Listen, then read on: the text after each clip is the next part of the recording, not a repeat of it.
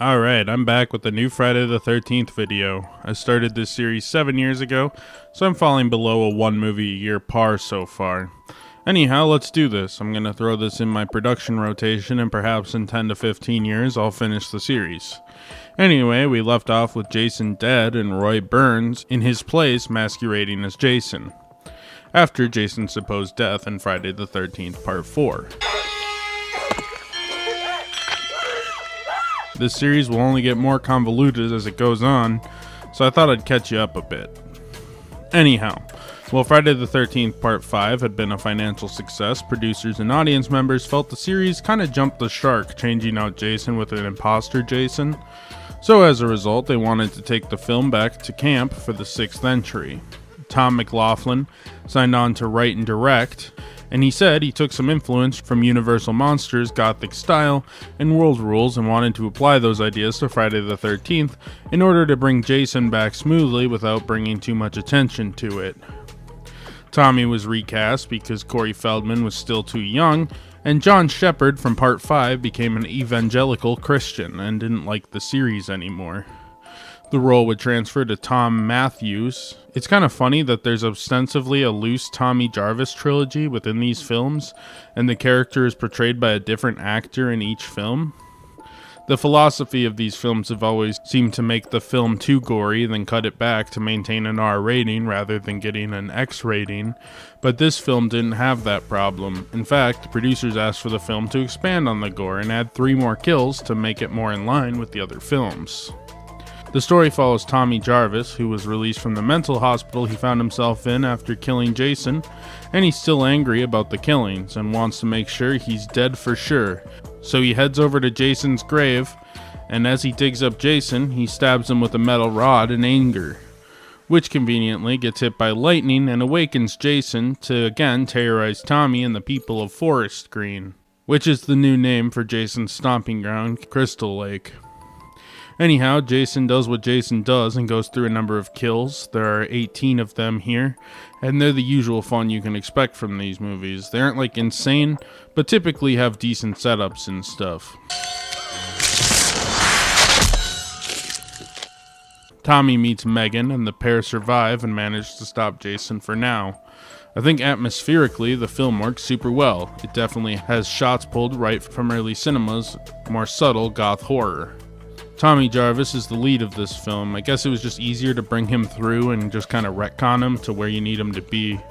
Like the first movie, Tom liked making masks and being a little geeky. He's a nerdy kid.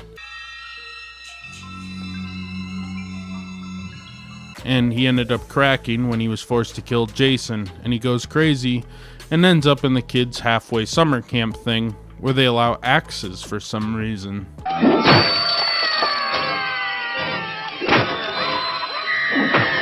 This kind of makes sense since Tommy has gone crazy, but then at the end of his second appearance, he kills Roy Burns, and it implies he murders Pam when he decides he would take Roy's place as the third Jason Voorhees.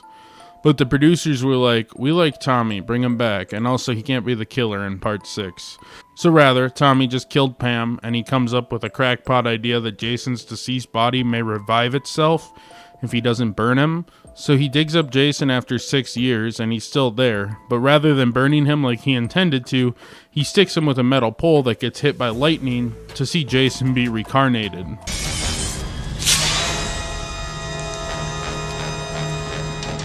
It's possibly the most convoluted reincarnation in the history of cinema, but whatever, did the job.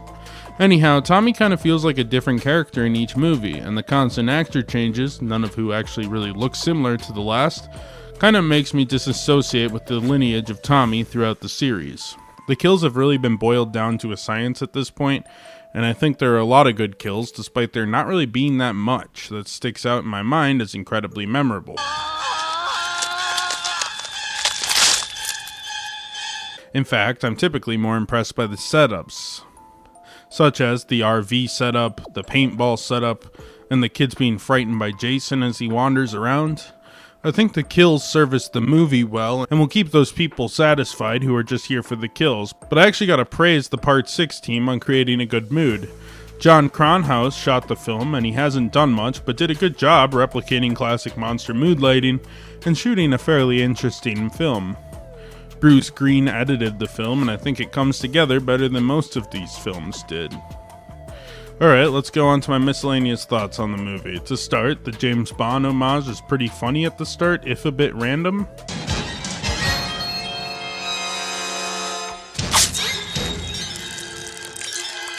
I thought Megan's dad, Mike Garris, was a shockingly decent actor, and I had a hunch he was just some random character actor.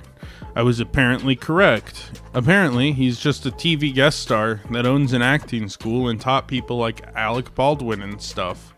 This Tommy specifically seems to be a pretty weak actor, as is common with a lot of people that lead these films. They basically just hire attractive young people. They're rarely that good. Not dangerous. Jason is out there. He's looking for me. He's probably headed back to the camp. I told you to shut up. So seeing the police chief far out acting the other leads is pretty funny. Despite that, I think the cheesier acting coming from people like Tommy is kind of part of the charm of these films. I feel like a deadpan pro playing around in this world would be a bit odd. This film also kind of dumps the idea of being scary. The opening is intense, but it's almost like the kills are so choreographed you see them coming a mile away, and the characters are so cartoony you just want to see it happen. This movie added some relatively unimportant child actors to be at camp during Jason's massacre. Though nothing too crazy happens, this is by no means funny games. I guess they're just a POV for the cult of young kids sneaking these movies past their parents. Also, the end credits song is hilarious. It had me rolling. Cheesy original pop songs for a supposed horror movie is the most 1980s shit ever. Overall, I dig Friday the 13th Part 6. Much of these movies are weird comfort movies for me, and this one had a cool aesthetic and vibe. What else do you want me to say? Friday the 13th Part 6 has a Rotten Tomatoes score of 52%, giving it the second highest score in the franchise, which really isn't a high bar to jump. Friday the 13th was pretty well witch hunted by major critics like Gene Siskel and Roger Ebert, who hated these films. Bloody violence, and just think of the message this film offers to its teenage audience. The world is a totally evil place, this movie says. It'll kill you. It doesn't matter what your dreams and hopes and ambitions are. It doesn't matter if you have a new boyfriend or a new girlfriend or you've got plans for the future. You can forget those plans because you're going to wind up dead. In fairness to them, these films aren't high art, but there's clearly some warrant to the unique style of Part 6 and its inspirations falling within the Universal Monsters style, which has led to this film getting better ratings over the years.